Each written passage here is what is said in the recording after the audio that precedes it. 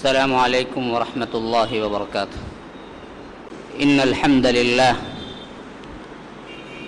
نحمده ونستعينه ونستغفره ونؤمن به ونتوكل عليه ونعوذ بالله من شرور أنفسنا ومن سيئات أعمالنا. من يهده الله فلا مضل له ومن يضلل فلا هادي له. وأشهد أن لا إله إلا الله وحده لا شريك له وأشهد أن محمدًا عبده ورسوله. أما بعد فإن خير الحديث كتاب الله وخير الهدي هدي محمد صلى الله عليه وسلم وشر الأمور محدثاتها وكل محدثة بدعة وكل بدعة ضلالة وفي رواية وكل ضلالة في النار. فأعوذ بالله من الشيطان الرجيم. بسم الله الرحمن الرحيم. لا يستوي القاعدون من المؤمنين غير أولي الضرر والمجاهدون في سبيل الله بأموالهم وأنفسهم. فضل الله المجاهدين بأموالهم وأنفسهم على القاعدين درجة وكلا وعد الله الحسنى وفضل الله المجاهدين على القاعدين أجرا عظيما درجات منه ومغفرة ورحمة وكان الله غفورا رحيما. اللهم أرنا الحق حقا وارزقنا اتباعه وأرنا الباطل باطلا وارزقنا اجتنابه. اللهم علمنا ما ينفعنا وانفعنا بما علمتنا وارزقنا علما. رب اشرح لي صدري ويسر لي أمري واحلل عقدة من لساني يفقه قولي.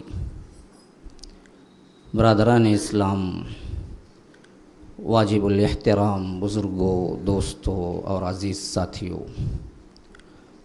لائق احترام ماؤں اور بہنوں، اصحاب رسول اللہ صلی اللہ علیہ وسلم کی مبارک سیرتوں کے اس سلسلے میں میں اپنے تقریر کے آغاز سے پہلے کلام اللہ سے ان کے فضائل کی ایک آیت پیش کرتا ہوں جو میں نے خطبے میں تلاوت کی ہے۔ اللہ تبارک و تعالی فرماتے ہیں: لا يستوي القاعدون من المؤمنين غير أولي الضرر والمجاهدون في سبيل الله بأموالهم وأنفسهم۔ جہاد میں جانے والے، اپنے مال کو خرچ کرنے والے اور بیٹھ رہنے والے زمین پر دونوں برابر نہیں ہو سکتے۔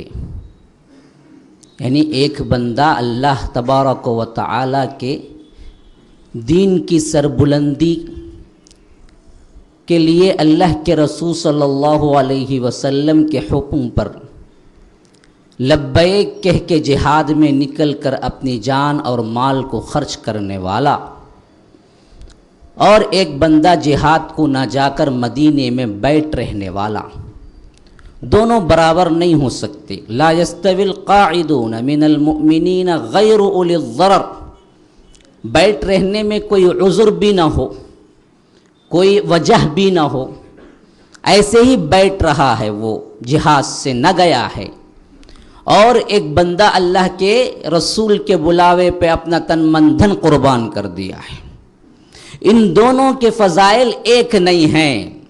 لا يستوي القاعدون من المؤمنين غير أولي الضرر والمجاهدون في سبيل الله بأموالهم وأنفسهم. فضل الله المجاهدين بأموالهم وأنفسهم على القاعدين درجة۔ اللہ تبارک و تعالی جو لوگ اللہ کے رسول کے بلاوے پہ اپنا تن من دھن قربان کر کے نکلتے ہیں، بیٹھ رہنے والوں پہ ایک فضیلت زیادہ رکھتے ہیں، ایک درجہ زیادہ رکھتے ہیں۔ لیکن اس کے بعد اب جو کلمہ ہے وہ بڑی اہمیت کا حامل ہے. فرمایا وَكُلًّا وَعَدَ اللَّهُ الْحُسْنَى، اللہ نے ان دونوں گروہ سے حسنہ کا وعدہ کیا ہے. حسنہ کیا ہے؟ حسنہ کیا ہے؟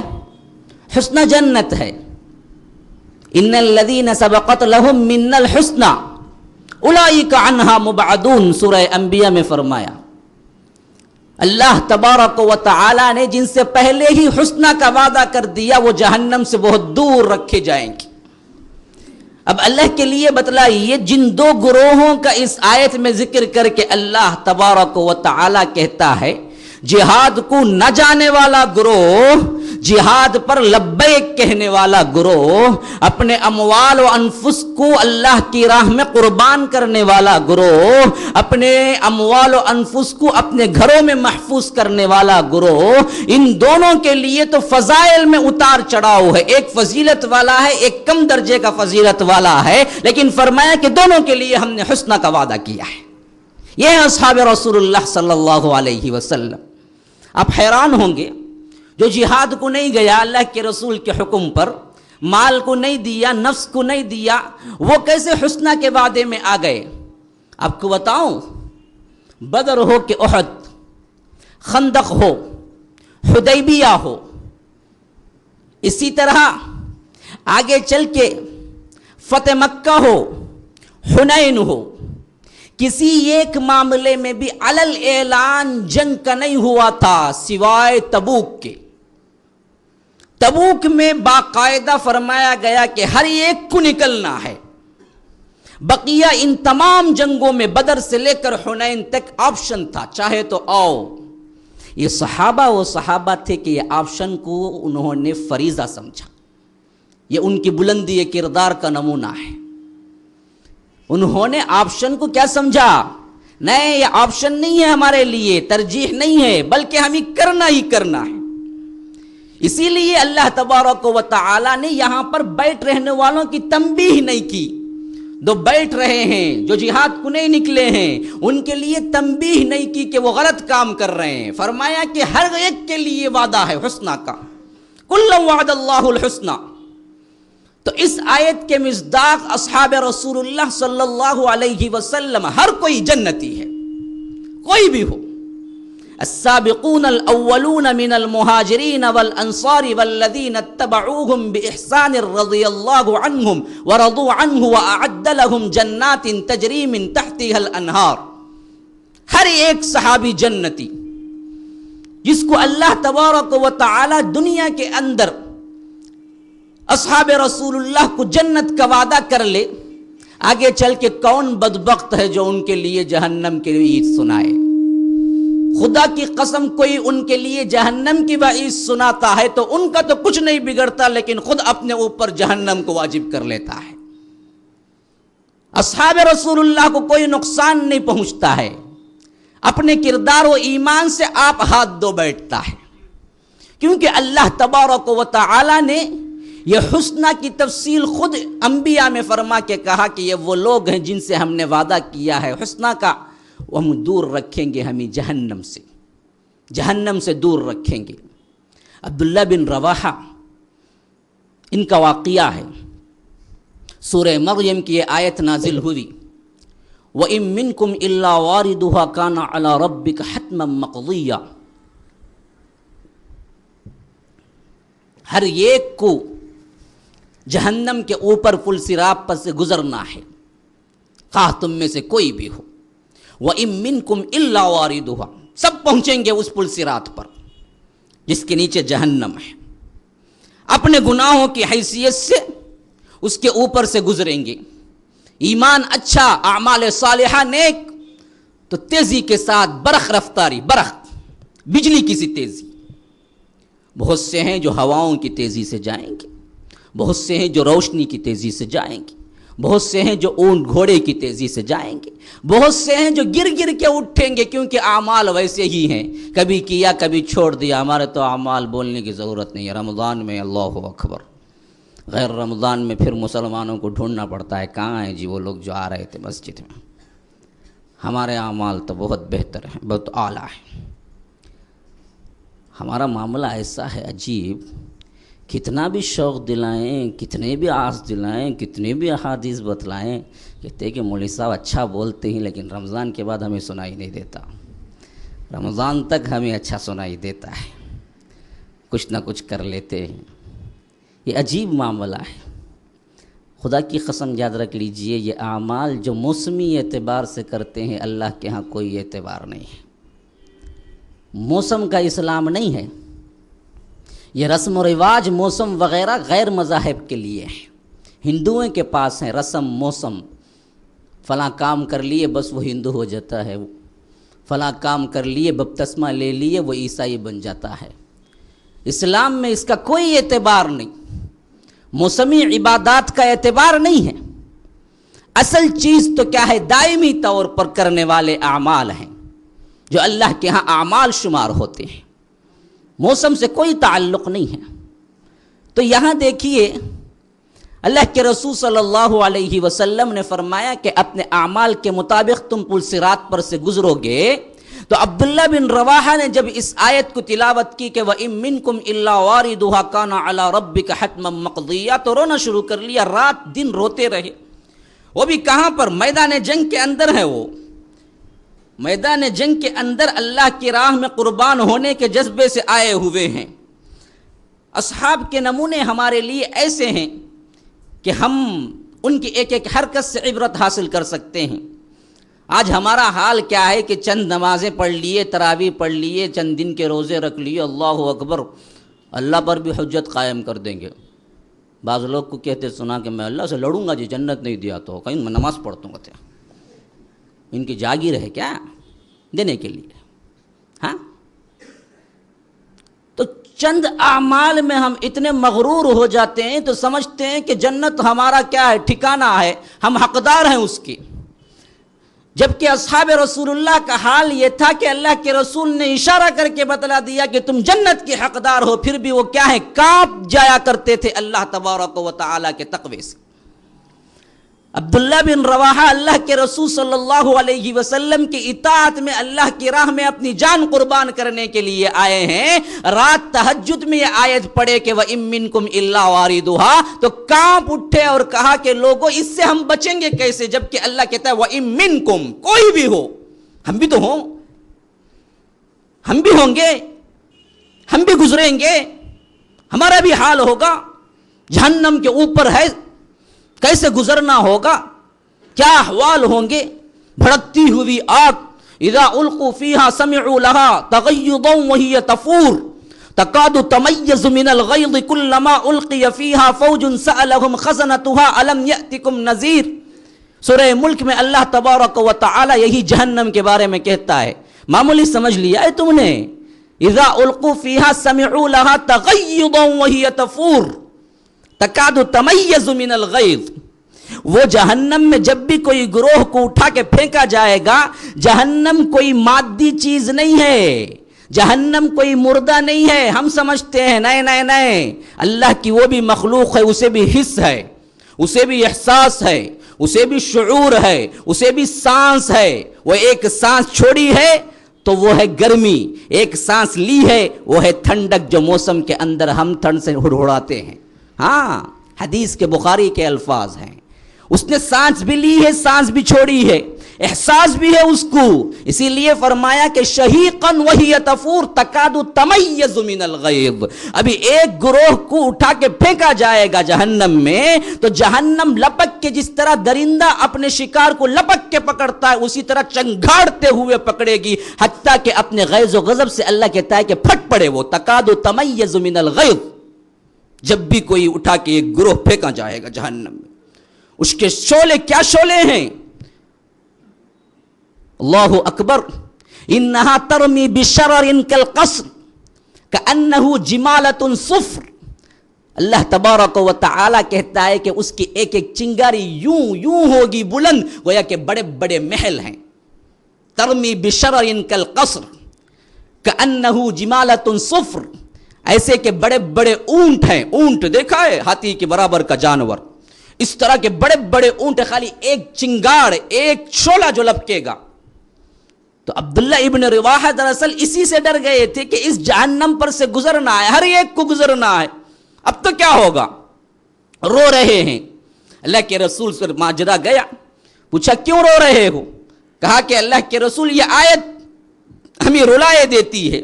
اللہ کے رسول نے کہا کہ ہاں یہ آیت ہے، لیکن اسی آیت کے ساتھ یہ آیت بھی تو ہے، ان الذین سبقت لهم منا الحسنى۔ اللہ اکبر۔ فرمایا کہ ان الذین سبقت لهم منا الحسنى اولئک عنها مبعدون۔ اللہ تبارک و تعالی نے جن سے پہلے ہی حسنہ کا وعدہ کر لیا ہے، ان کو اللہ تبارک و تعالی اس سے دور رکھے گا، یہ بھی تو ہے۔ اب اس آیت کے تسلسل میں پھر یہ آل عمران کی یہ آیت پڑھ کے تلاوت کر کے رکھ لیجئے، کُلًا وعد اللہ الحسنى۔ ہر صحابی کے لیے اللہ تبارک و تعالی نے یہ حسنہ کا وعدہ کیا ہے۔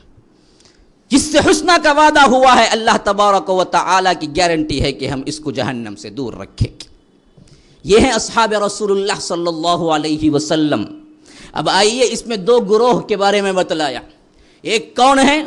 جو اللہ کے حکم پہ لبیک کہا لیکن جہاد کو نکلنا نصیب نہیں ہوا، جو اللہ کے حکم پہ لبیک کہا اور جہاد کے لیے اپنا تن من دھن پیش کر دیا، یہ بہت اعلیٰ گروہ ہے، بہت اعلیٰ۔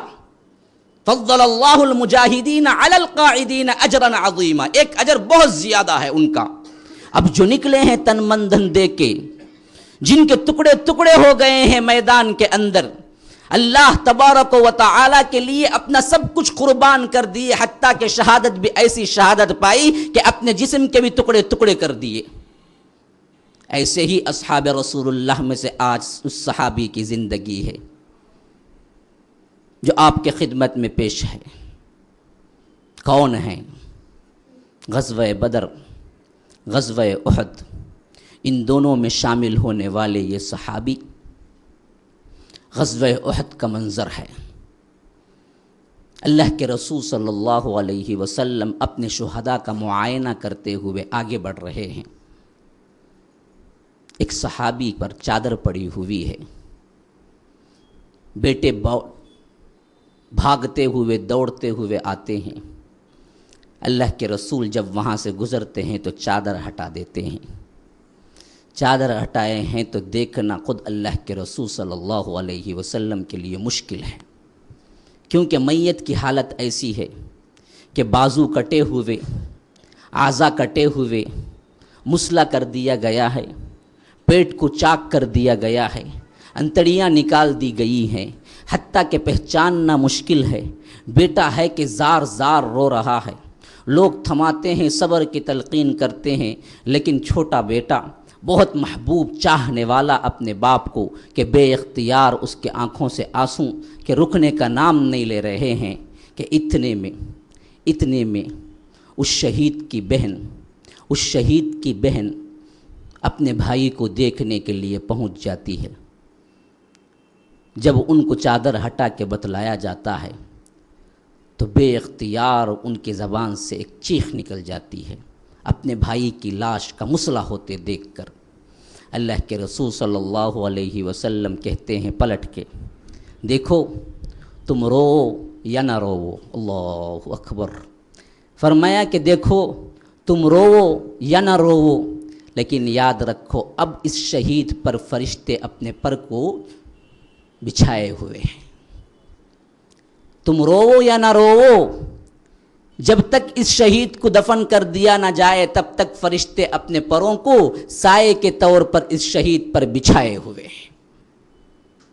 یہ کہنا تھا بیٹا اور بہن کے دل میں ایک اطمینان کی کیفیت طاری ہوئی کہ اتنا بڑا درجہ میرے بھائی کو اور میرے باپ کو ملا ہے، جن کے بارے میں اللہ کے رسول صلی اللہ علیہ وسلم کہتے ہیں یہ کون سے صحابی ہیں پتہ ہے؟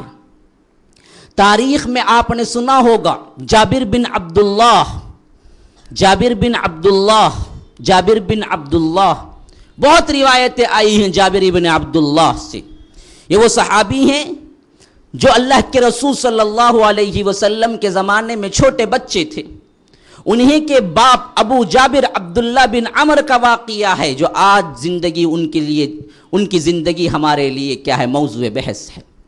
جابر بن عبداللہ جو ہیں ان کے باپ ابو جابر عبداللہ بن عمر، یہ ہیں وہ صحابی جس کو اللہ کے رسول صلی اللہ علیہ وسلم نے جن کی لاش کا مسئلہ ہوتے دیکھ کر فرمایا کہ تم رو یا نہ رو، فرشتے اپنے پروں سے اس لاش کو سایہ کیے ہوئے ہیں۔ عبداللہ بن عمر بڑے ہی بلند صحابی ہیں، انصاری ہیں۔ جابر روایت کرتے ہیں کہ میرا باپ ان مسلمانوں کے اندر آتے ہیں جو مدینے میں اللہ کے رسول صلی اللہ علیہ وسلم کے آنے سے پہلے اسلام قبول کر لیا تھا، اور صرف اسلام ہی قبول نہیں کیے بلکہ اپنے بیوی کو بھی اسلام کے دائرے کے اندر لائے تھے۔ اس وجہ سے حضرت جابر کہتے ہیں کہ جب میں نے ہوش کی آنکھیں کھولی تو اپنے گھر کے اندر اسلام کو پایا۔ وہ مسلمان ہونے کے ناطے جس طرح ہم پیدائشی مسلمان ہیں، یہ شرف حضرت جابر کو کہ وہ بھی جب ہوش کی آنکھیں کھولے تو اپنے آپ کو مسلمان گھر کے اندر پایا۔ عبداللہ بن عمر یہ دراصل مصعب بن عمیر جب مدینہ منورہ آتے ہیں، اسلام کی تبلیغ کرتے ہیں تو کچھ دیر اسلام قبول کرنے میں لگاتے ہیں۔ کعب بن مالک روایت کرتے ہیں کہ جب ہم 12 نبوت میں اللہ کے رسول صلی اللہ علیہ وسلم سے ملاقات کے لیے نکلے، 70 سے زائد افراد تھے، لیکن ہمارے قبیلے کے سردار عبداللہ بن عمر نے ابھی تک اسلام کو قبول نہیں کیا تھا، جو ہم سب کے لیے رنج کا باعث تھا۔ تو ہم آگے بڑے ہی پیار سے خطاب کیا، کہا کہ دیکھو عبداللہ بن عمر، آپ تو ہمارے قبیلے کے سردار ہیں، بڑے ہی فیاض تھے، اپنے رشتہ داروں پہ بڑا خرچ کرنے والے تھے، صلہ رحمی کرنے والے تھے، بہت ہی نامور تھے، قبیلے کے لوگ انہیں بہت پسند کرتے تھے۔ تو کہا کہ دیکھو تمہارے اندر اتنی صلاحیتیں ہیں، لیکن کل کے دن اگر تم اسی شرک کے ماحول میں، اسی عقیدے پر جو تم سمجھتے ہو کہ دیوی دیوتا بھی تمہارے لیے نفع و نقصان کا اختیار رکھتے ہیں، ہاں بہت اہم بات ہے مسلمانوں، یاد رکھ لو، خدا کی قسم اللہ تبارک و تعالی کی وحدانیت پر اگر کسی مسلمان کی موت ہوئی، خدا کی قسم کسی نہ کسی دن ایک نہ ایک دن ضرور اپنے گناہوں کو کتنا ہی گناہ کر لے، لیکن اپنے گناہوں کی پاداش میں جب جہنم سے ہچکارا پائے گا تو ضرور جنت جائے گا کسی نہ کسی دن، اگر توحید و وحدانیت کے اوپر اس کا انتقال ہوا ہے۔ ہاں کروڑوں اعمال آپ نے کیے ہوں، اچھے اعمال آپ نے کیے ہوں، یتیموں کی پرورش کی ہو، یتیموں کے لیے بڑے بڑے سینٹر قائم کر دیے ہوں، انفاق کے لیے آپ نے اپنا کل مال تج دیا ہو، لیکن عقیدہ توحید پہ انتقال نہیں ہوا ہے تو خدا کی قسم ایک لمحے کے لیے جنت نہیں جا سکتے۔ یہی وہ عقیدہ ہے جس کے بارے میں کعب بن مالک کہتے ہیں کہ ہم نے عبداللہ بن عمر کو کہا تھا، دیکھو تم صلح رحمی کرتے ہو، دیکھو تم مال خرچ کرتے ہو، دیکھو تمہارے اندر انفاق کا جذبہ ہے، سوشل سروس کے کام میں بڑے آگے ہو، لیکن کل خدا کی قسم تم اس عقیدے سے اپنے اللہ سے ملاقات کرو گے تو یہی وہ جسم ہوگا جس کو اٹھا کے اللہ جہنم میں ڈال دے گا۔ بات اتنے مؤثر پیرائے میں ہوئی، حضرت عبداللہ بن عمر بہت جلد اسلام کی طرف مائل ہو گئے۔ کہا ان مسلمانوں سے، خیر ہم تو پہنچنے ہی والے ہیں اللہ کے رسول صلی اللہ علیہ وسلم کے پاس، لیکن میں تم سب کو گواہ بنا کے کہتا ہوں کہ ابھی میں اسلام قبول کرتا ہوں۔ یہ کہہ کے اسی وقت قافلے کے ساتھ اسلام کو قبول کر لیا۔ یہ نہیں کہ بات سمجھ گئے میں کل آتا ہوں، سوچ کے آتا ہوں۔ یاد رکھ لیجئے ہمیشہ نیکیوں میں سبقت کرنا ہے۔ سابقوا الی مغفرۃ من ربکم۔ ہم بھی بہت سے لوگ ایسے ہیں کہ بات سن لیتے ہیں، سمجھ بھی لیتے ہیں، کہتے ہیں کہ مولوی صاحب صبا کو بولتوں مولوی صاحب میں سوچ کو، یہ صبا پھر کبھی بھی نہیں آتا زندگی کے اندر، انسان کو شیطان ٹالتا چلا جاتا ہے۔ ہمیشہ جب بھی کوئی نیک کار خیر کے اوپر دل کا اطمینان ہو گیا فوری طور پہ کر گزرو۔ انہوں نے دیکھا کہ قافلہ جا رہا ہے، یہ بھی تو کہہ سکتے تھے کہ ہم پہنچیں گے، ملاقات کریں گے تو انشاءاللہ میں اسی وقت اسلام قبول کر لیتا ہوں۔ نہیں، فوری طور پر اسلام کو قبول کیا، قافلے میں شامل ہوئے اور کہا کہ دیکھو ہم تو ملنے ہی والے ہیں۔ پھر اللہ کے رسول کے پاس جب یہ 70 افراد پہنچے، کہا کہ اے اللہ کے رسول آپ سے ایک میٹنگ کرنی ہے۔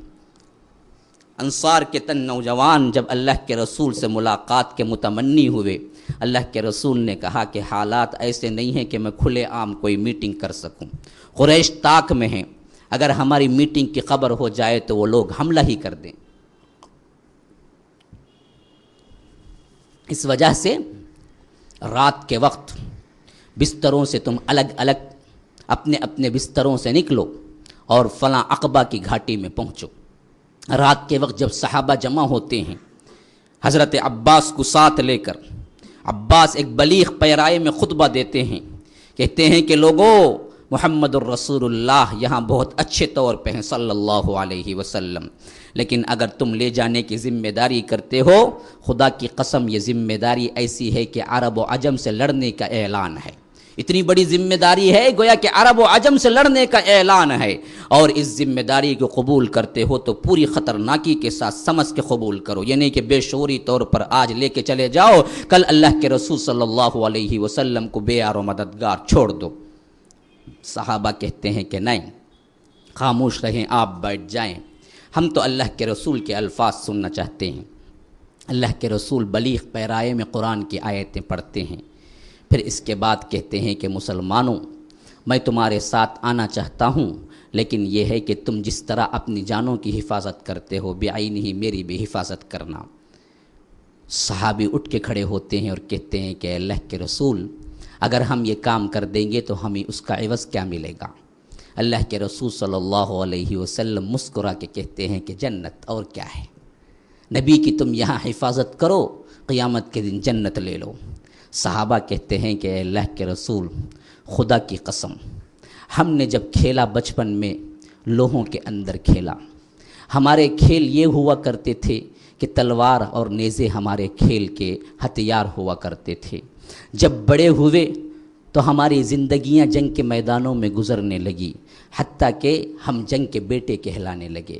اے اللہ کے رسول صلی اللہ علیہ وسلم، آپ کو لے جائیں گے تو خدا کی قسم اپنے نفسوں، اپنے مالوں، اپنے بیٹوں کو جس طرح حفاظت کرتے ہیں، اس سے بڑھ کر اور بہتر آپ کی حفاظت کریں گے۔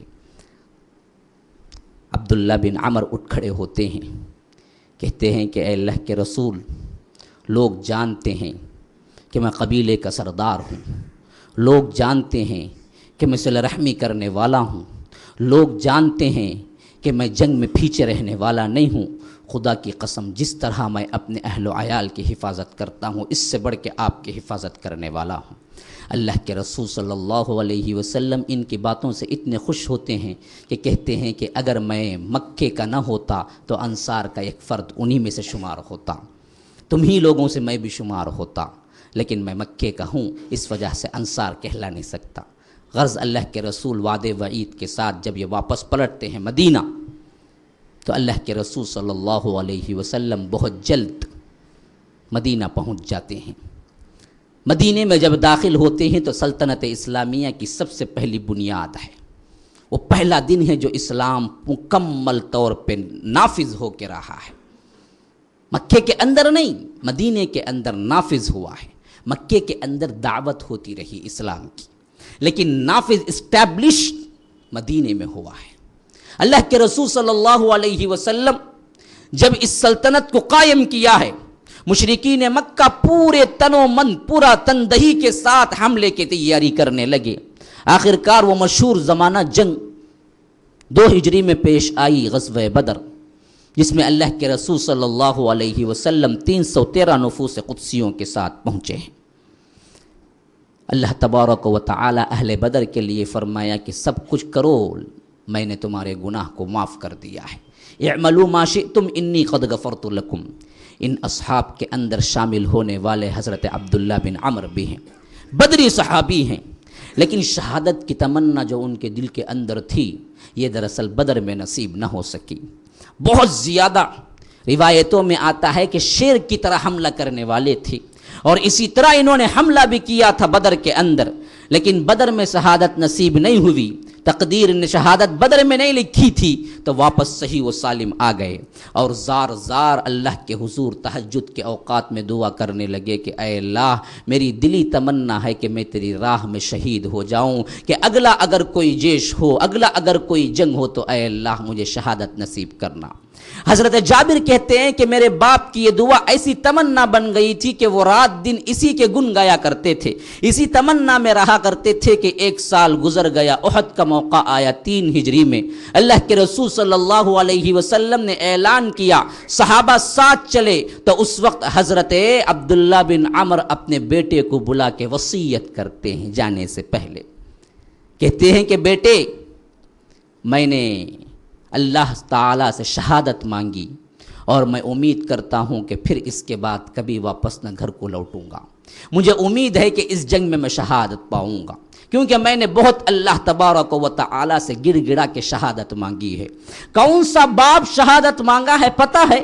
جس کی اولاد کے اندر صرف 1 بیٹا 9 بیٹیاں ہیں، 1 بیٹا 9 بیٹیاں، عبداللہ بن عمر کو 9 بیٹیاں، صرف 1 بیٹا جابر۔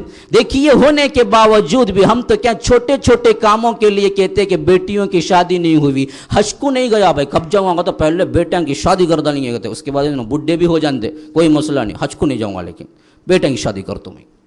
یہ اصول ایک بنا کے رکھے ہیں۔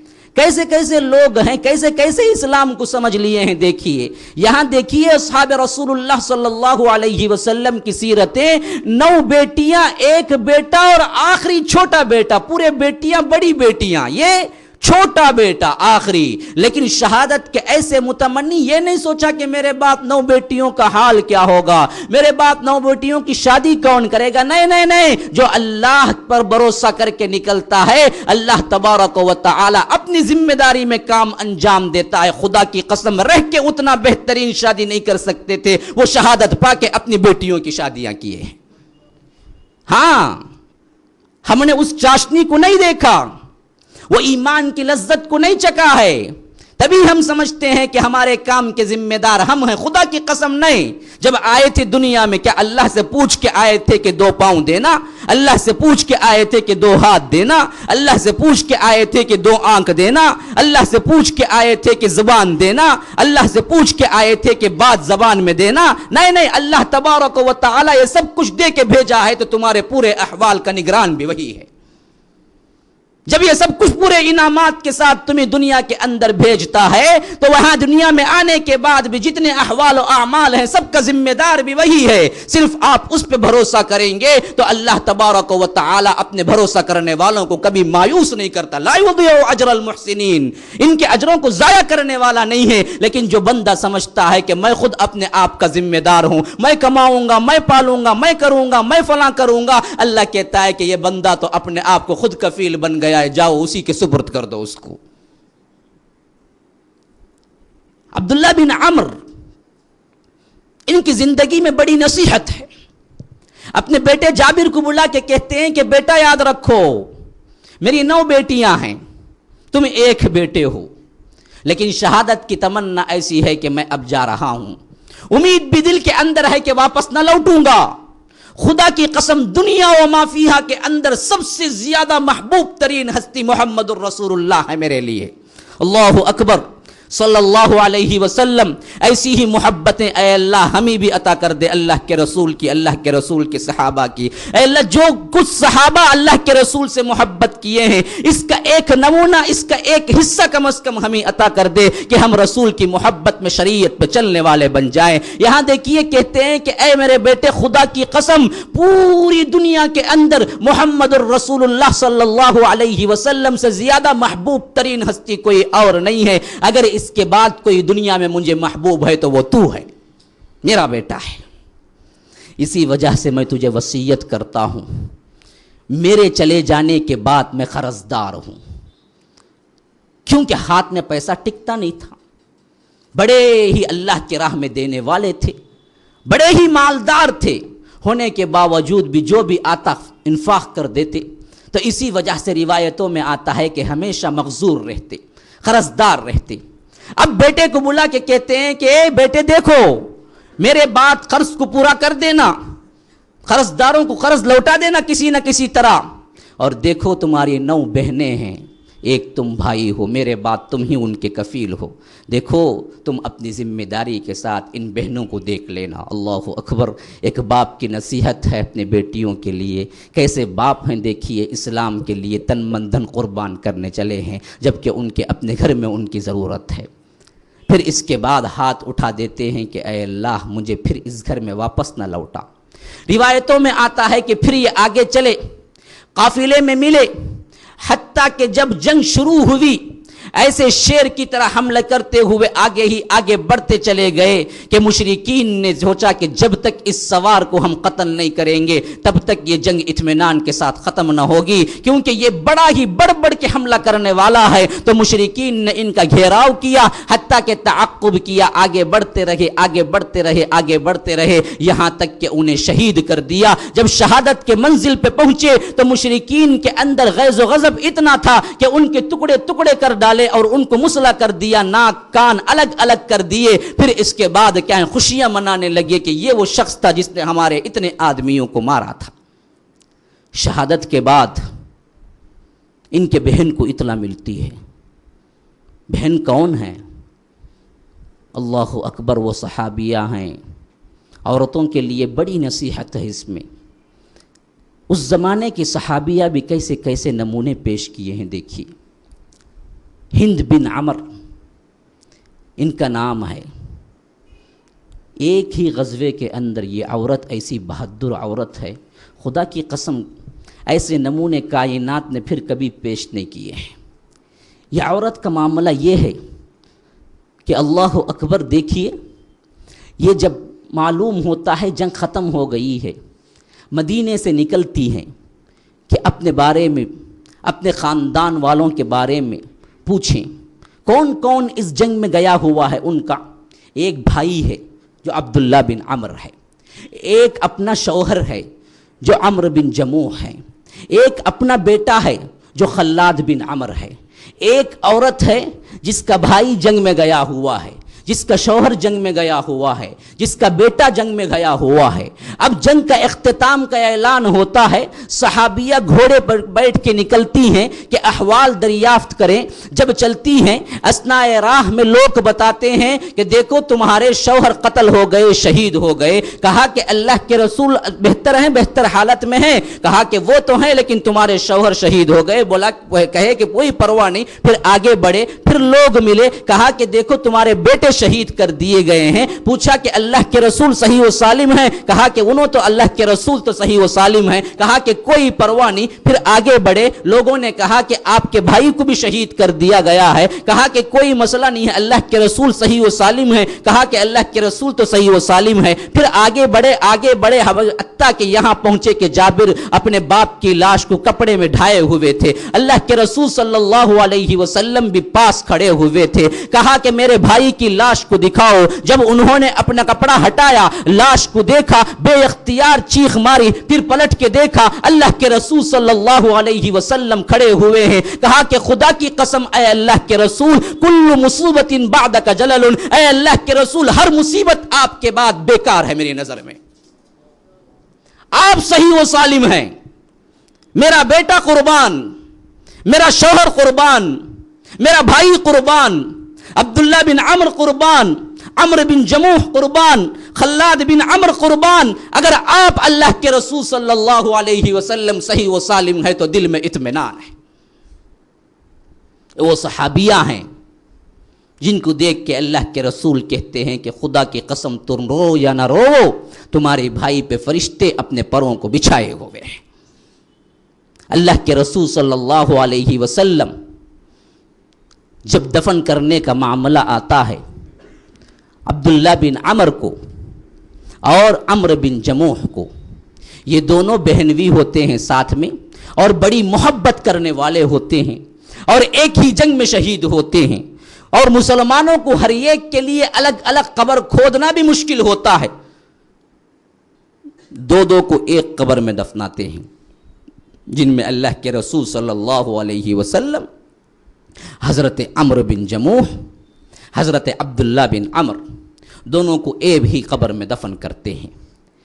دفن کے بعد یہ واقعہ بھی بڑا قابل غور ہے۔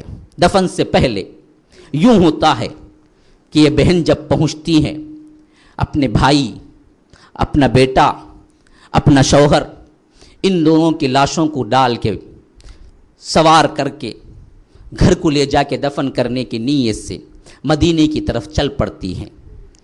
راہ میں یہ ہوتا ہے کہ اونٹ بیٹھ جاتا ہے، بہت ہی ہانکا جاتا ہے، بہت ہی پوری کوشش کی جاتی ہے کہ اونٹ کھڑا ہو جائے اور مدینے کی طرف چلے، لیکن یہ مدینے کی طرف چلنے کا نام نہیں لیتا ہے۔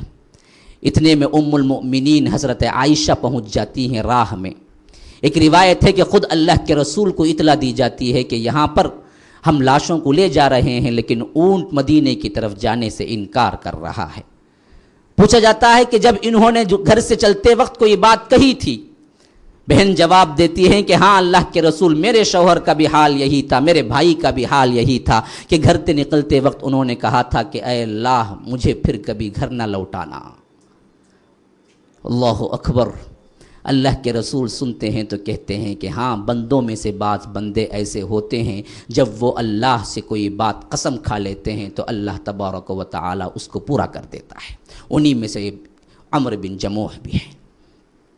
جب اون کو اٹھا کے پھر میدان احد کی طرف پلٹایا جاتا ہے تو وہ شادہ و فرحہ چلنا شروع کر دیتا ہے۔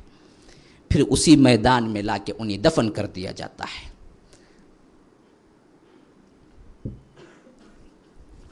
دفن کے بعد جابر کہتے ہیں مجھے شدید خواہش تھی کہ میں اپنے باپ کو کسی اور جگہ دفن کروں۔ اللہ کے رسول سے اجازت چاہی تو اللہ کے رسول نے کہا کہ ہاں کر لو۔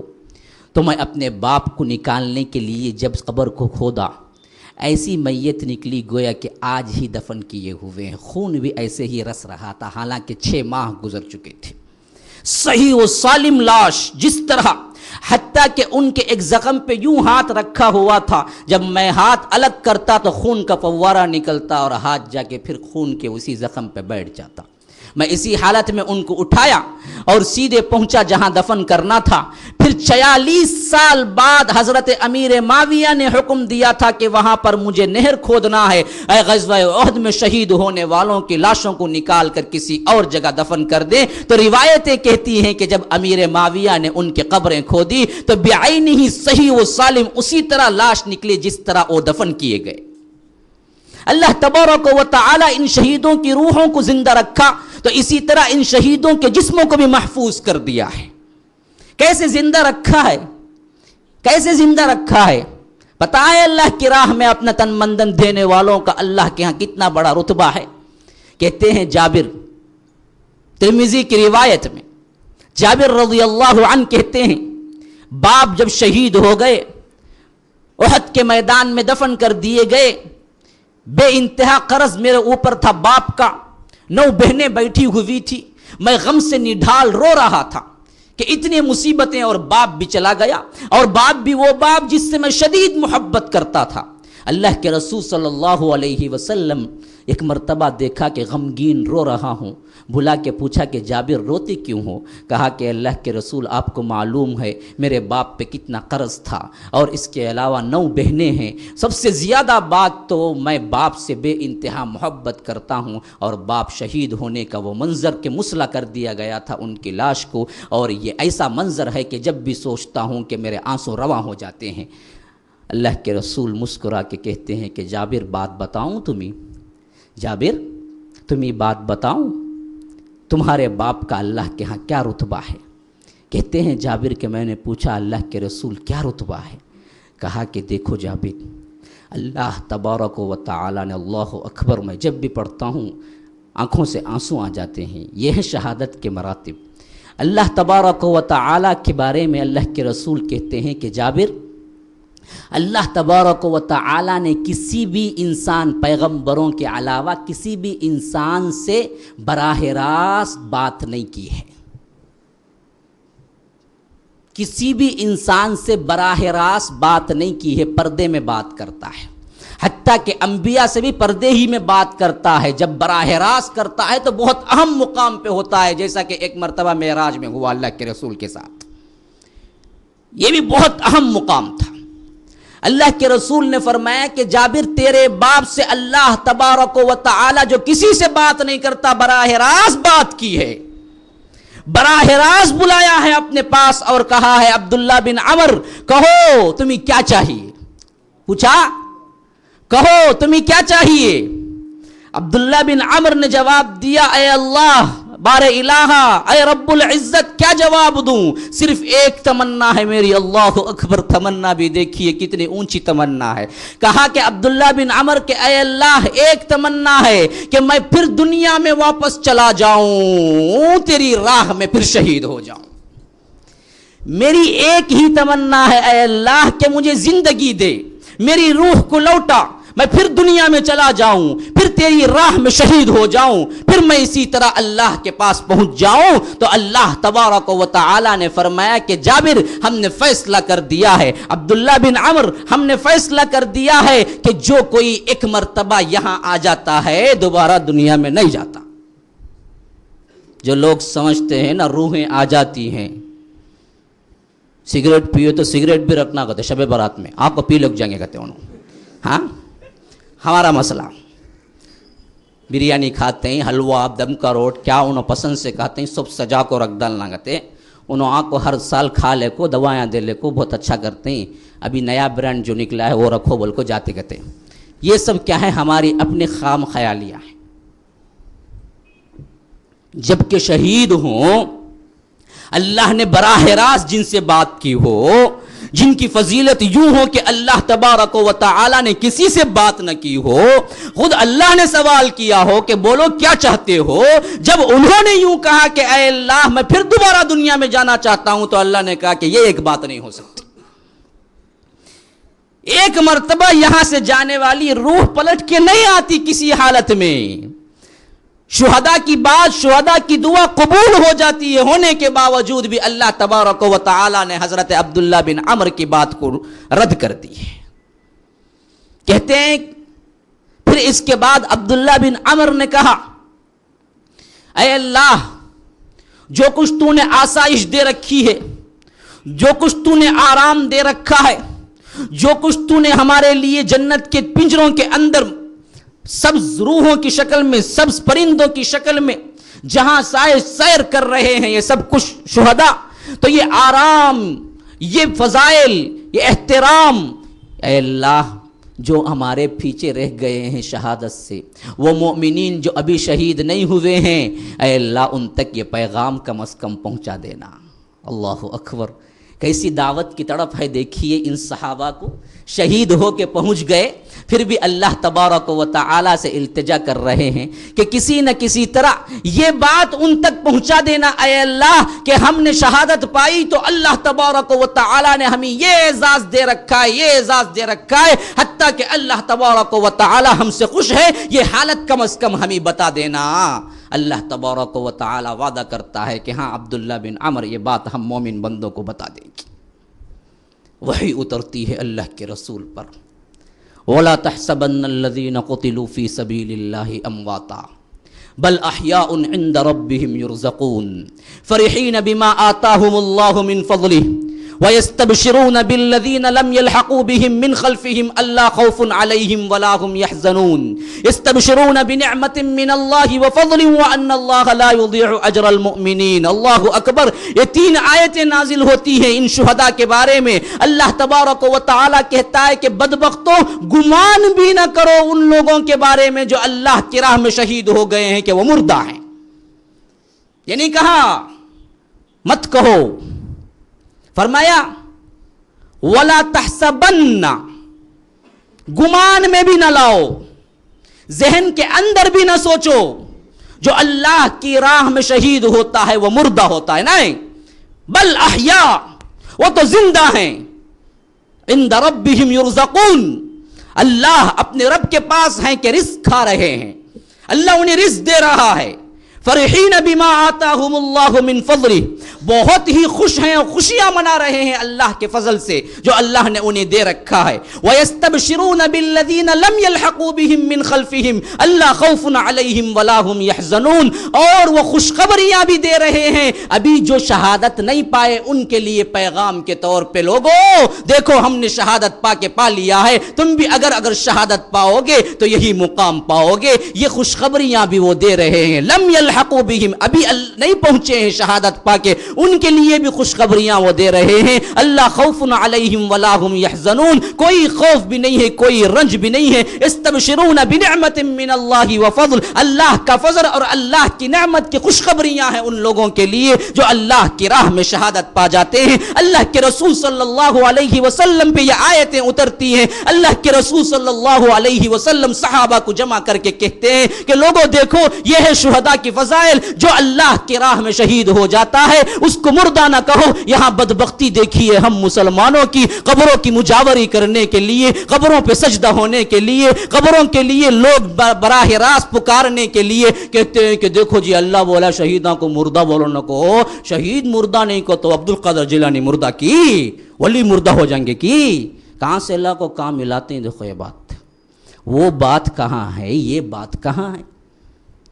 کیا دونوں باتیں مناسبت رکھتی ہیں؟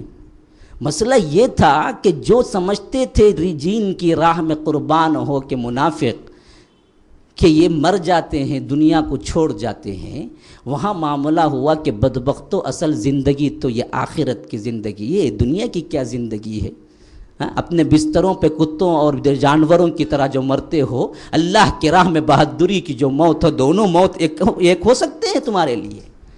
یہ بات بتلانا مقصود تھا، یہ بات بتلانا مقصود نہیں تھا کہ یہ دنیا میں اسی طرح زندہ ہے جس طرح ہم زندہ ہیں۔ اگر ایسے ہوتا تو عبداللہ بن عمر اللہ سے کیوں التجا کرتے کہ میں پھر دوبارہ دنیا میں آنا چاہتا ہوں؟ یہاں بات وہ ہے ہی نہیں ہے کہ دنیا کی زندگی میں زندہ ہے، کہا یہ جا رہا ہے کہ دنیا کی زندگی کو تم نے جو زندگی سمجھ لیا ہے بدبختو، اصل یہ زندگی ہے ہی نہیں، اصل زندگی تو آخرت کی زندگی ہے، یہ معاملہ ہے اصل میں۔ اسی لیے فرمایا کہ وَمَا الْحَيَاةُ الدُّنْيَا إِلَّا مَتَاعُ الْغُرُورِ، اے لوگوں یہ دنیا کی زندگی سوائے دھوکے کے کچھ نہیں ہے، آنکھیں بند ہوں گی تو تب پتہ چلے گا حقیقی زندگی۔ الہاکم التکاثر حتی زرتم المقابر، کثرت اور غفلت نے تمہیں یہاں پہنچا دیا، یہاں تک کہ تم قبروں میں جا کے آنکھ کھولے تمہارے، وہاں پتہ چلے گا کیا زندگی گزار کے آئے تھے۔ جس کو سب کچھ سمجھ لیا وہ زندگی کچھ نہ ہوئی، اب تو ایک طویل زندگی کھڑی ہوئی ہے۔ اسی لیے فرمایا دوسری جگہ بل احیاء ولکن لا تشعرون، پتا تھا اللہ کو یہ بدبخت لوگ ایسے معنی بھی نکالیں گے، تو اسی لیے فرمایا کہ بل احیاء، وہ زندہ ہیں، ولکن لا تشعرون، لیکن یاد رکھو تم اس کا شعور بھی نہیں رکھتے، تمہیں پتہ بھی نہیں ہے کہ وہ زندگی کیسی زندگی ہے۔ اگر اس کا شعور نہیں رکھتے، پتہ بھی نہیں ہے، تو دنیا کی زندگی تو ہمیں پتہ ہے۔ اگر ہم سمجھیں کہ دنیاوی حیثیت سے وہ بات سنتے ہیں جانتے ہیں تو وہ تو زندگی ہمیں پتہ ہے، تو اللہ کا قول جھوٹا ہو جاتا۔ اسی وجہ سے یاد رکھ لیجئے یہ زندگی کا معاملہ نہیں ہے، زندہ ہونے کا مطلب یہ نہیں ہے کہ آپ ان کو پکاریں۔ اللہ تبارک و تعالیٰ کہتا ہے کہ جو قبروں میں ہیں وہ سنا نہیں کرتے، عن دعائہم غافلون، تمہارے پکار سے بھی وہ غافل ہیں۔ انک لا تسمع الموتیٰ، کہیں موتا بھی سنتے ہیں؟ نہیں سنتے ہیں۔ ولا تسمع الصم الدعاء، تمہاری پکار کو بھی وہ نہیں سنتے ہیں۔ وما انت بمسمع من فی القبور، اے اللہ کے رسول آپ چاہیں تو بھی قبروں والوں کو نہیں سنا سکتے۔ ہم کیا سنا سکتے ہیں؟ اللہ کے رسول نہیں سنا سکتے۔ وما انت بمسمع من فی القبور، اللہ نے کہا کہ فاطر کے اندر آپ چاہ کر بھی نہیں سنا سکتے انہیں۔ تو یاد رکھ لیجئے وہ معاملہ الگ ہے جن کی آیتیں لے کے آپ منطبق کرتے ہیں اپنے پیٹ بھرنے کے لیے، جیب بھرنے کے لیے۔ ہاں فاتحہ کرے تو 11.25 روپے بوندی ساتھ میں فری میں مل جاتی، پھر وہاں پہنچ جاتی وہ دکان میں، پھر وہاں سے نکل کو آ جاتی، سب کو معلوم، یہ گورنمنٹ کو بھی معلوم۔ یاد رکھ لیجئے یہ معاملات نہیں ہیں، یہ توحید کا معاملہ بڑا اونچا ہے، اس بات کو سمجھ لینا ہے۔ اسی وجہ سے میں کھول کے بیان کرتا ہوں، یہ مت سمجھیے کہ میں طنز کر رہا ہوں، دل دکھتا ہے تو کہتا ہوں۔ جس توحید کو اسٹیبلش کرنے کے لیے جس کے لیے تن من دھن صحابہ نے لگا دیا، انہی کا نام لے کے ہم شرک کے دروازے کھولیں تو یہ کتنی بڑی بدبختی ہے ہماری۔ تو یاد رکھ لیجئے یہ ہیں عبداللہ بن عمر، ابو جابر عبداللہ بن عمر، جن کے بارے میں اللہ کے رسول صلی اللہ علیہ وسلم نے فرمایا کہ یہ وہ صحابی ہیں جنہوں نے اللہ تبارک و تعالی سے براہ راست بات کی ہے، اور جن کے لیے اللہ تبارک و تعالی نے یہ آیتیں اتاری کہ لوگوں دیکھو جو اللہ کے راہ میں مرتا ہے وہ دراصل زندہ ہے، اللہ کے ہاں رزق کھاتا ہے۔ ھذا وباللہ التوفیق، صلی اللہ وسلم علی نبینا محمد۔ اسأل اللہ لی ولکم ولسائر المسلمین من کل ذنب فاستغفروہ انہ جب کہیں باطل سے ٹکرا تھے حق کے پاس حق پرستوں کے تماشے دیکھتا تھا آسمان، ان کی تیغوں کی چمکتی تیز دھاروں کو سلام، ان کی تیغوں کی چمکتی تیز دھاروں کو سلام، سید کونین تیرے جانثاروں کو سلام۔